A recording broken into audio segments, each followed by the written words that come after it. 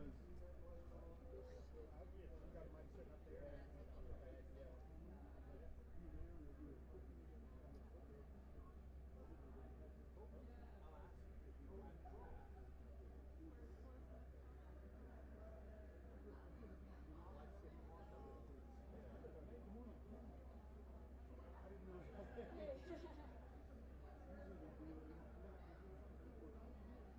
I might actually grab an interview with you. I can do it separate or hop it on. Sorry, I'm with Spectrum News, so Jordan, great to meet you. Yes, exactly. Can I? Okay. You're not worthy.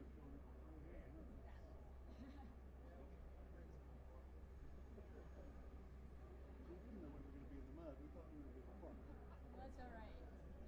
Nature has other plans to do. Can I go ahead and give you my card? I would love to. But we just had to get a story about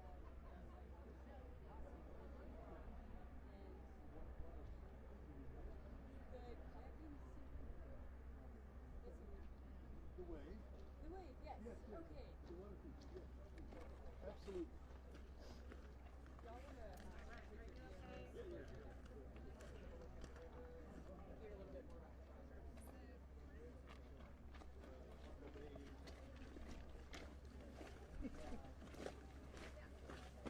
I'll be back.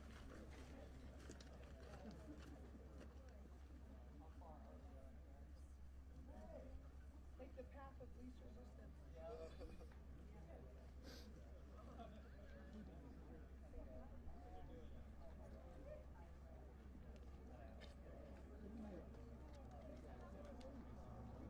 There's a path down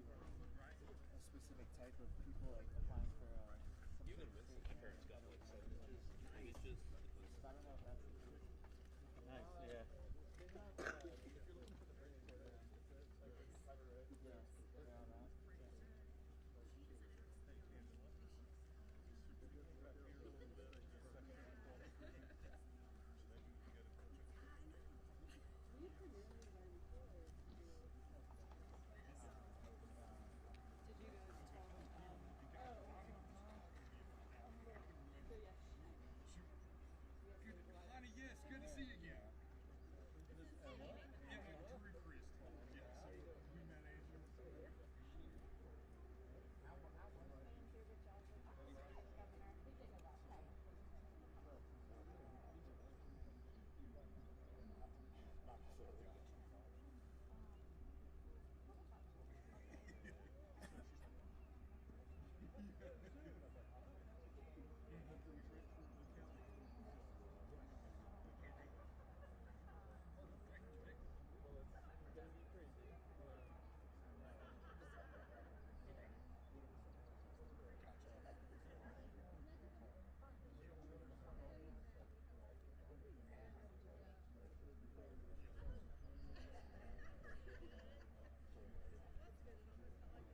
Yeah, I heard about the lawsuit.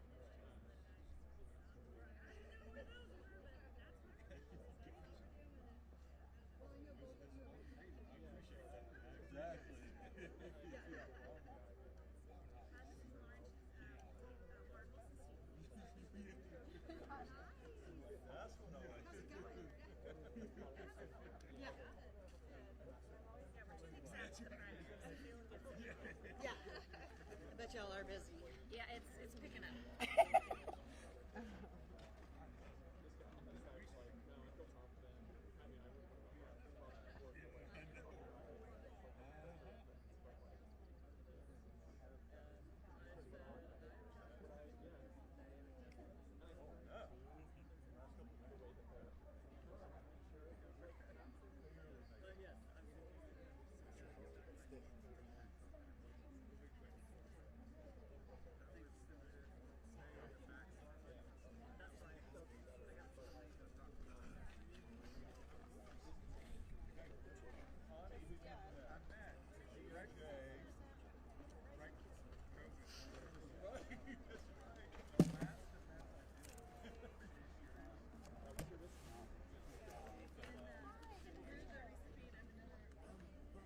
Got a question for you. Drew Christie with the Governor's Recovery Office. I want the state elected officials up here too with the governor. Maybe Or Representative or you Fraser. could- Yeah. Okay, okay, I'll grab her. Just wanted to double check on that.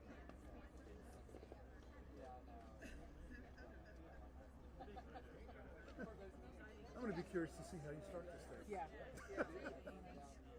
We'll just stand behind the podium kind of on either side, or maybe just on the side of the line. Yeah. So, Mayor's going to open up and pass to you. So if you'll stand here and then count. And when I'll swap places with Shannon when I'm done introduce Yeah. her. Okay, Yeah. we can do that. I'll probably just have the governor as the only person on this side of the podium, and then everyone else can be on that side. Okay, there's a good spot in the rocks. Okay, take a picture of me and Kathy. Switching in students. Yeah.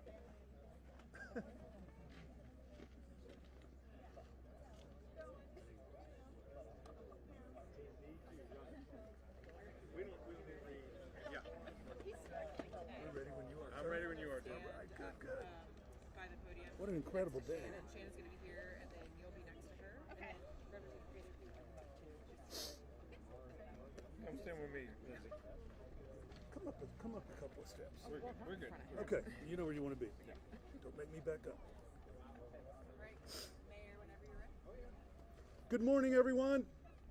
Welcome to Woodfin, North Carolina. As I told the governor, we are small, but we are mighty. And I'll remind you that we stand next to the mighty French Broad River, one of the oldest rivers known in the world. And 18 months ago, it was mighty. Probably to what? About this level, Shannon? Somewhere, all the way up here. We're grateful that we've made it out. We're grateful that we've made it through. And we're grateful for all of you being here today. I'd be remiss if I didn't introduce briefly the council members, the people that keep this town running. Council members Phil Cohen, Dan Bowers, Johanna Young, Ken Kahn, Chip Parton. Great. We are most notably known for having talent in Woodfin. And I think when we asked Shannon Tuck to come and be our town manager, she thought, oh, how hard could this be, a small town? And then along came several giant things. We're very fortunate to have her talent and leadership, and she's going to tell you about some of that and how we got to this point. Shannon. Thank you. Thank you. Thank you, Mayor, and thank you all. I'm so pleased that the weather cooperated so that we could all be here today. And we're gathered this morning at what will be an expansion of the town of Woodfin's existing Riverside Park. And for those of you who may not be aware already, Riverside Park is part of a larger outdoor recreation initiative known as the Woodfin Greenway and Blueway. And when WGB is complete, it's going to actually feature two riverfront parks. Silverline Park, which is located to the south, which opened in 2022, and then the renovated and expanded Riverside Park where we are today. WGB also includes Taylor's Wave, a freestanding expert class kayaking wave that will support all kinds of paddling activities. And it will also include 5 miles of multi-use greenway that will connect the two parks as well as the Woodfin community to our municipal partners to the south and hopefully one day to our partners to the north.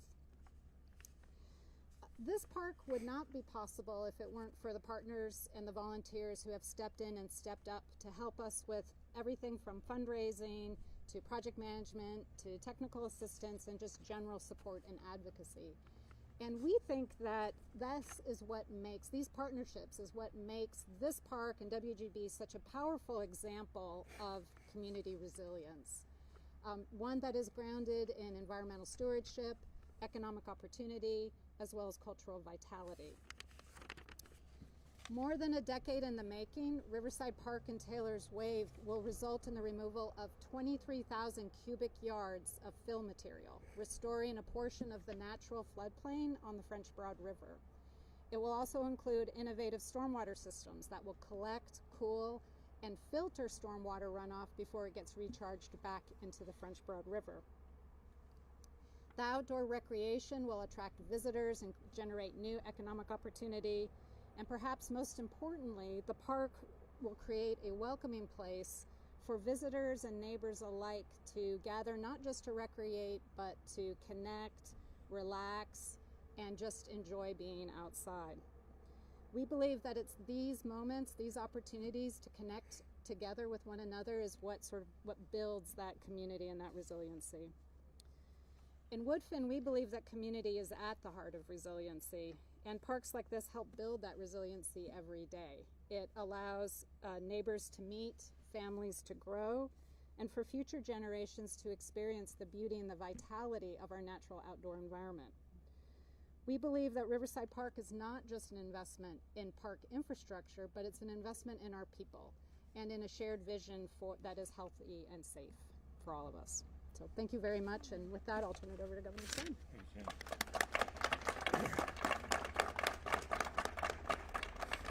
Mayor McAllister and Town Manager Tuck, thank you all, Jim and Shannon, for the great work that you, the entire council, is doing here in Woodfin. This has been a really exciting and inspiring tour.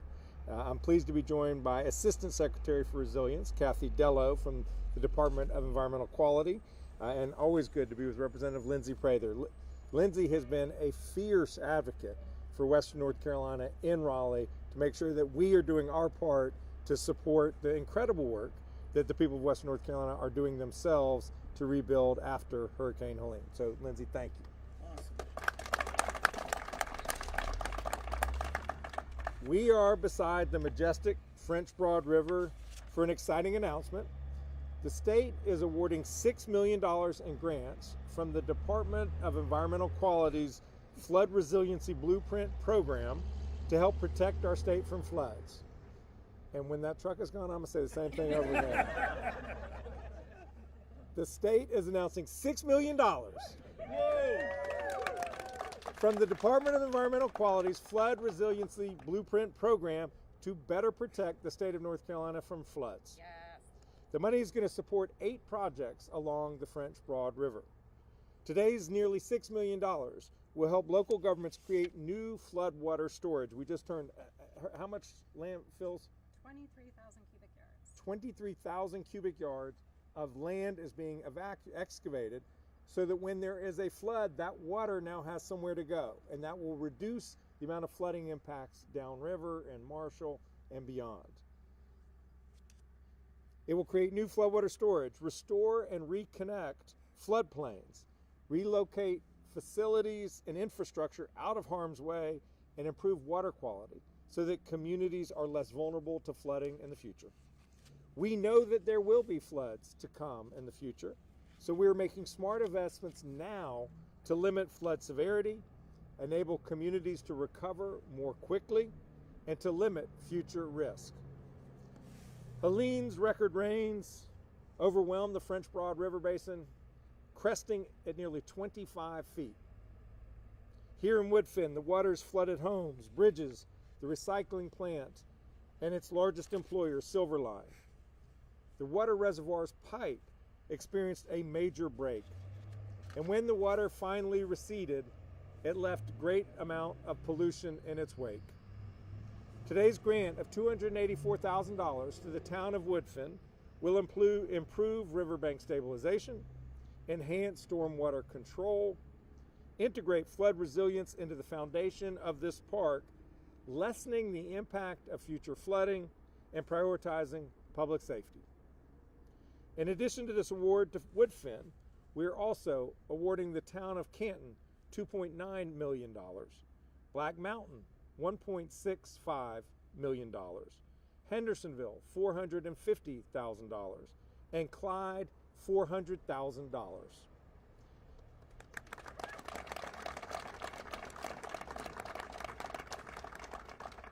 Investing in resilience and enhancing the French Broad River Basin will help us better protect towns like Woodfin and the others from future flooding. This program was begun by the General Assembly in 2021. The Flood Resiliency Blueprint has made a total of 81 grants like this, totaling more than $40 million across North Carolina.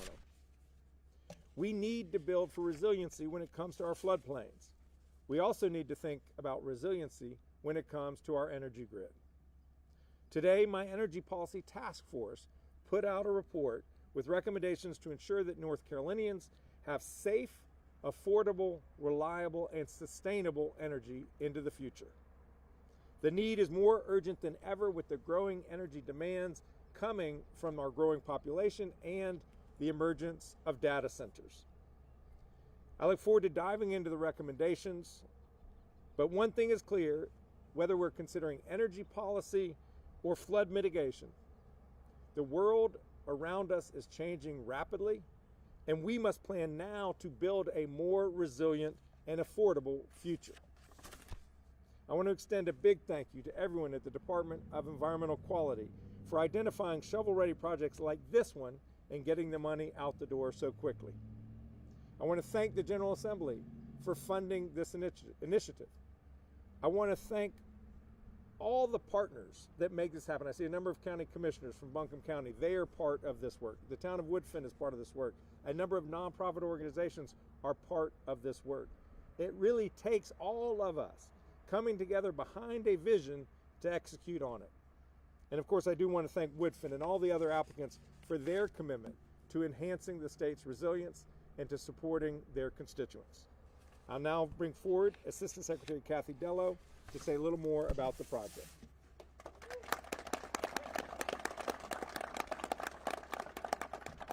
Finally, a podium that's my size. Good morning, everybody. Thank you, Governor Stein. It's always an honor to be in Western North Carolina on a beautiful day.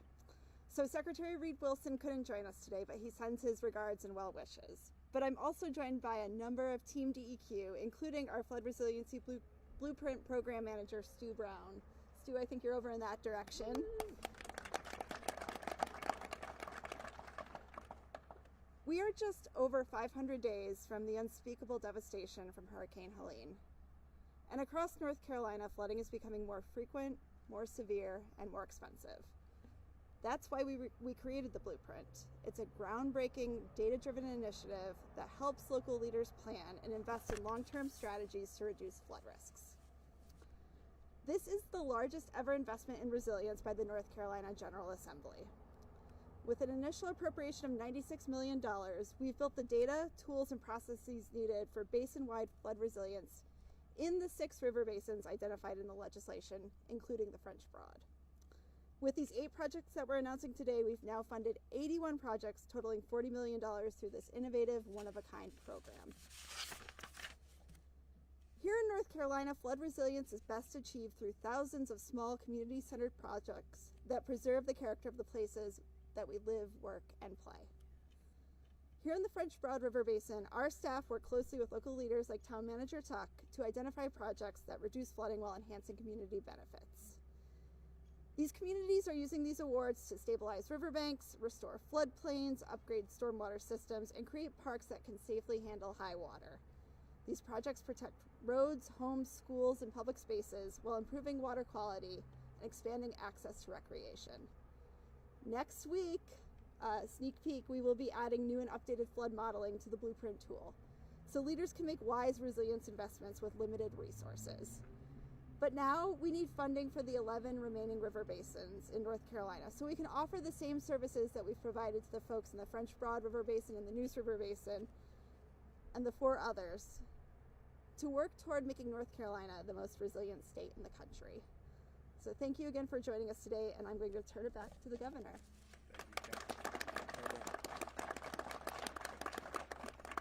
Happy to take any questions, and you can address them to me or to any of the speakers. Yeah, first question, we just were in Marshall. Why come here to this community today, and why is this so important to continue making these announcements? Yeah, well, it's important that people know that their government is actually trying to do everything in our power to help them. We know that there will be floods in the future, and the question is, have we learned anything from the horrific experience of Helene so that we can mitigate the pain, the damage, the heartache that so many people experienced? And the answer to that is yes, we have learned, and we want to invest today in resilience so that when that future storm comes, it will be that much less painful for the future folks. You also kicked off this event with a tour actually seeing what we're talking about here today. Why is it important to do that to begin before we start this press conference? I read about the project. I read about the grant application. They were words on a page: flood mitigation, riverbank support, making sure that there's a broader floodplain or ability to absorb floodwater. But those are words on a page. One really needs to get out and see what is happening on the ground. And I'm a big fan of Woodfin. They got great vision. They got great vision. Do you kayak? I know how to flip over. The problem is I don't know how to flip back. You talked about bringing more people into the state of North Carolina. Can you talk about the reassurance that a project like this will give people if they're looking to move here? And then also with that recreation aspect, why does that also draw in people? Well, I'm not bringing people into North Carolina. People are coming here. North Carolina was the #1 state in the country to which people from other states moved last year. We're the 3rd fastest growing state, both in absolute numbers and as a percentage of our population. We are a fast growing state. People understand the wonder that is North Carolina, and we have so much to offer, not only our own people, but folks around the country, whether that is a growing economy that's diversified with good paying jobs. We had the best year of job announcements last year in the history of the state. 35,000 jobs, $24 billion of capital investment that we announced. So things are going well here. That doesn't mean that people aren't struggling. There are a lot of folks out there who are struggling with the cost of living, and we need to do everything in our power. That's one reason why I created that energy policy task force, because electricity bills are real. They're a real burden on people. We need to build more housing to deal with all this influx of folks. But whether it's somebody who's new coming to this region or it's somebody who's lived in Woodfin for 40 years, they should be able to enjoy this incredible amenity, the French Broad River. And to have this waterfront park, they're going to try to connect the Greenway to the River Arts District in Nashville and north. These are amenities that just make our lives better. And if you can do that and mitigate the risk of future flooding, that is a win-win. And I commend the folks of Western North Carolina for their vision. Governor, what have you heard about how the funding shutdown to DHS is going to affect the reimbursements that so many communities are waiting on here? We haven't heard yet. Of course, the government just shut down on Friday.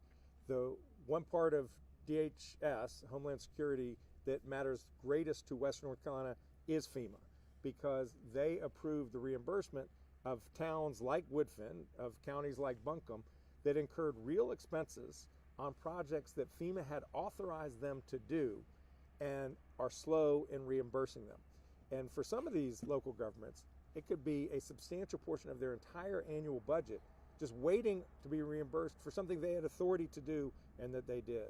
So I am concerned about any slowing down of what has already been too slow a process to get these reimbursements of public assistance to local governments. And so I urge Congress to act as quickly as they can to resolve this. There is no reason why you can't, on the one hand, fund FEMA, and on the other hand, expect basic measures of accountability out of what is now the largest federal law enforcement agency in the country. And that's what Congress needs to do, come together.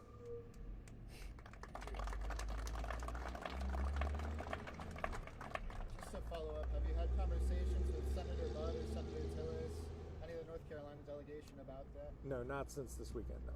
Staying on Congress for a second, I know you were in Washington in January advocating for an additional $13.5 billion for Western North Carolina recovery. Could you give us an update on where that stands? You know, I know that you've been asking for over a year now for additional funding. I think the last federal funding we received was from the bipartisan bill in 2024. End of 2024. That's correct. Look, North Carolina has not gotten its fair share from the federal government to help us recover from Helene.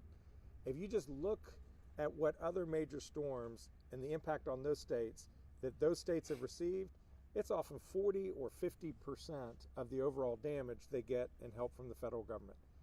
Last calculation I'd seen is North Carolina had received 11 or 12% of the total damage from the federal government. Now, I am grateful for every single dollar that we get from our federal partners, but it's imperative that they step up and help the people of Western North Carolina the way that we deserve for them to do so. So we had very constructive meetings when I was in Washington, and we've had a number of follow-on conversations with congressional offices since those meetings, and we're going to keep working with our delegation to make sure that North Carolina is taken care of. Any last questions? Thank you all for being here. Great day. Thank you very much. I appreciate it.